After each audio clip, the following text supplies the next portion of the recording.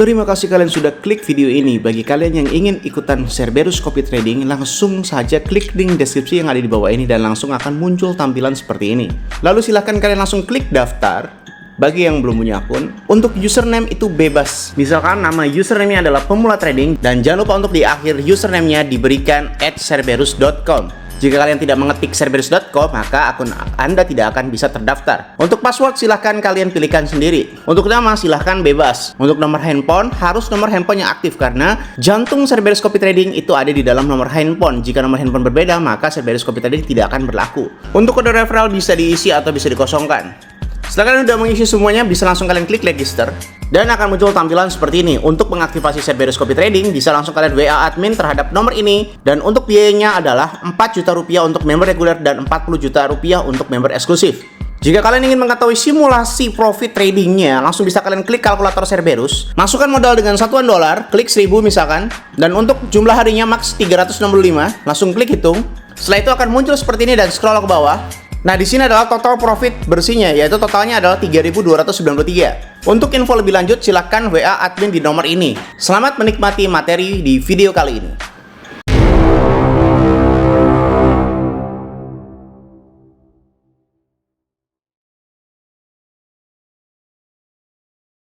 Salam traders, balik lagi sama saya Andi Firmansyah di channel ESG.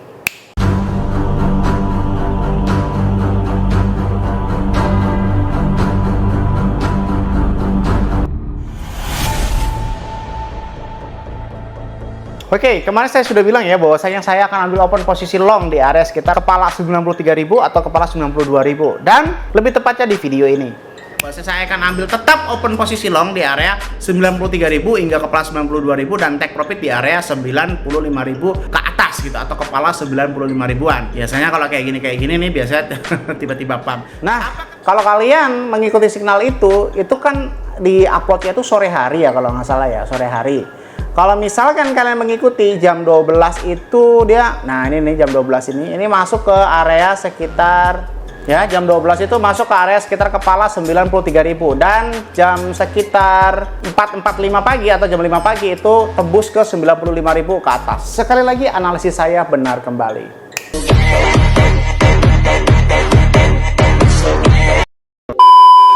Oke, sekarang harga Bitcoin mencapai 94.615. Coba kita cek fundamental terlebih dahulu sebelum kita cek CoinGlass.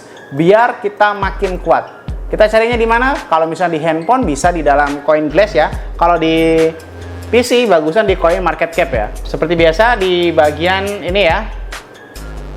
Community. Setelah itu artikel. Nah, kira-kira ada beberapa hal nggak nih yang nyambung sama beberapa kejadian sekarang. Ini kurang lebih Binance altcoin dominance hits 78%, analysis a strong momentum ahead. Wah, ini good news sebetulnya. Secara fundamental ini good news, oke? Good news untuk Bitcoin ini harganya makanya strong ke atas dia. Terus berita kedua terakhir, top altcoin to buy bla bla bla bla bla bla. Oh, ini masih di dalam altcoin bukan Bitcoin. From momentum to adoption 3 reason. Oh, ini masih XRP.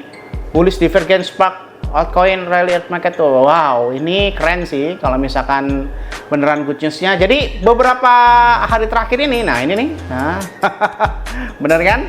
Ada beberapa good news secara fundamental. Jadi secara fundamental publik di dunia ini Bitcoin akan mengarah harga ke atas lagi. Bahkan sekarang udah 94.600-an. Tadi pagi tembus ke 95 ribuan. Ya, kalau kalian nggak ingat atau kalau kalian baru di dalam channel ini ya, di dalam channel ini saya udah bilang bahwa saya setelah dam kemarin ke 92.000, saya menyarankan kalian untuk hold sampai 100.000 sampai tanggal kurang lebih 19 Januari atau sampai 20 Januari. Lebih tepatnya pada saat Donald Trump dilantik. Dan di beberapa akhir ini ya, ini sudah menunjukkan momentum-momentum good news untuk menuju ke 100 ribuan. Cuma boleh kalian take profit sebagian, boleh kalian hold sebagian. Itu dinamakan parsial. Oke, coba kita langsung cek terhadap CoinGlass ya. Untuk US Dollar Index ini plus 0,45% harusnya Bitcoin naik. Untuk dominance-nya minus harusnya Bitcoin turun. Untuk exchange balance-nya minus harusnya Bitcoin naik. Untuk Crypto Fear and Greed Index 10% minus harusnya Bitcoin turun.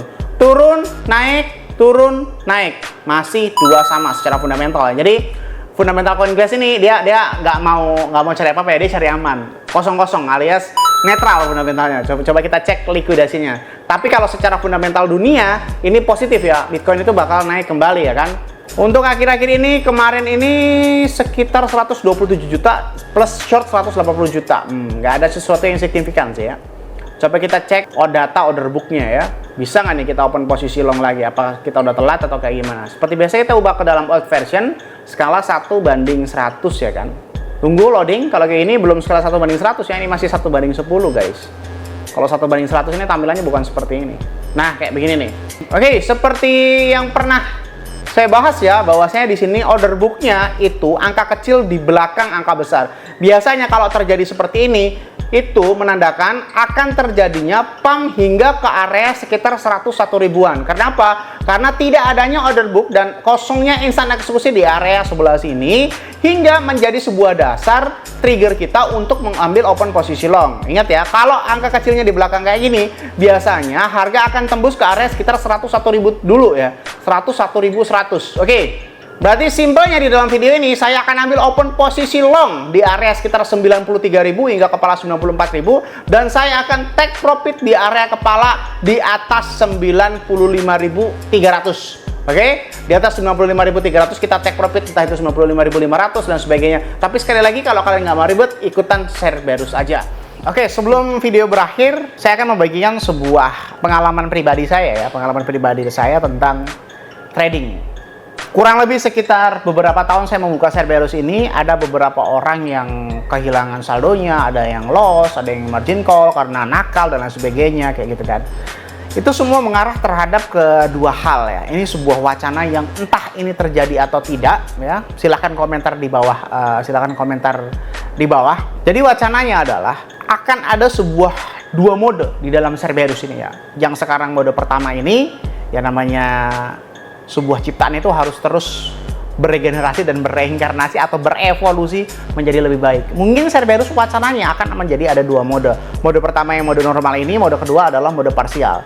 Kenapa harus mode parsial? Mode parsial ini memang profitnya jauh lebih sedikit dibandingkan mode kompon atau mode yang sedang kita jalani sekarang.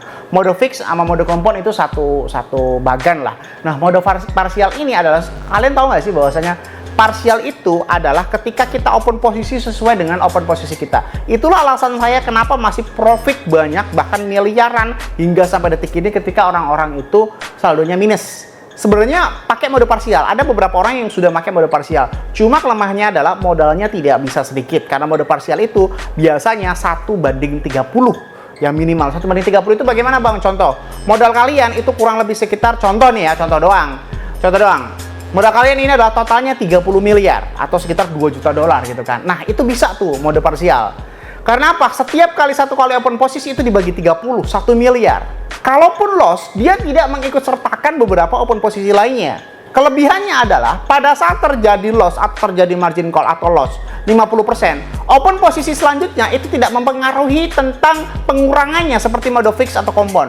Bingung ya? Gak apa-apa. Ini cuma wacana aja. Contohnya ya kalau mode kompon ya. Contoh modal kalian 100 juta rupiah ya. Kalian loss sekitar 20%. Ya, kalian loss open posisi pertama. Totalnya 80 juta dong. Ya, 80 juta dong. Pada saat profit selanjutnya 50%, anehnya kalau misalkan saya itu kan sudah menutup profitnya. Kalau orang-orang itu masih minus banyak banget. Loh, kok bisa Bang? Bisa. Karena kompon dan fix itu adalah mengambil sebuah total persentase akumulatif dengan total seluruh modal yang masih tersisa. Oke? Beda dengan parsial nih ya kan. Kalau misalkan yang masih tersisa, contoh kalian open posisi 20%. 20% dari 100 juta adalah 20 juta. Tapi 20% dari 80 juta setelah loss adalah cuma 16 juta.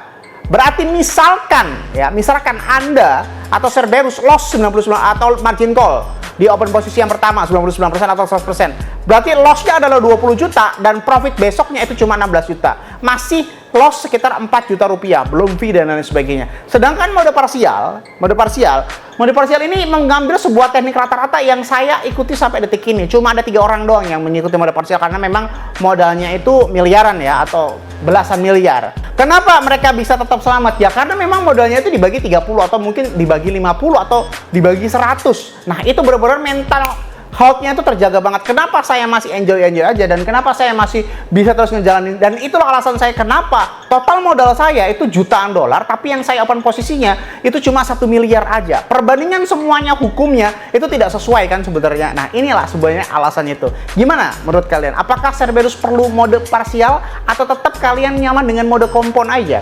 Positifnya, kalau kita loss recovery-nya cepet banget, 1 hari 2 hari bisa. Negatifnya adalah pada saat kita profit itu jauh lebih sedikit. Karena apa? Modalnya bisa dibagi 30 hingga sampai 50 dari si parsial mode itu tadi. Ya namanya juga nggak ada yang sempurna. Atau mungkin di masa depan nanti ada mode yang lebih sempurna daripada kedua mode ini. Ada mode kompon dan fix, ada juga mode parsial. Apakah nanti ada mode lagi? Silakan. Atau kalian sarankan bagaimana kira-kira baiknya. Kenapa saya bilang parsial ini, atau kenapa saya ceritakan wacana parsial ini? Karena saya melihat member Cerberus ini kalau lagi recovery itu lama. Sedangkan saya ini 1 hari itu recovery. Misalkan saya habis loss 30% ya, besoknya saya recovery. Karena apa? Open posisi saya tetap sama dengan open posisi saya pada saat loss. Sedangkan member yang lain karena mode kompon itu mengambil total persentase akumulatifnya. Oke? Silahkan komen di kolom komentar ini dan sertakan pendapat kalian bagaimana ide saya tentang mode parsial. Atau kalian boleh sarankan mode yang lebih bagus untuk Cerberus ke depannya. Ya walaupun sekarang Cerberus lebih bagus, tapi apa salahnya untuk membuat yang lebih bagus lagi? Semoga bermanfaat video kali ini saya sampaikan. Jangan lupa klik like, comment, dan subscribe. Logikanya kalau kalian nggak subscribe, ngapain saya buat video lagi? Dan share ke teman kalian agar teman kalian tahu apa yang kalian tahu. Saya Andi Firmansyah, use your logic, dan salam traders.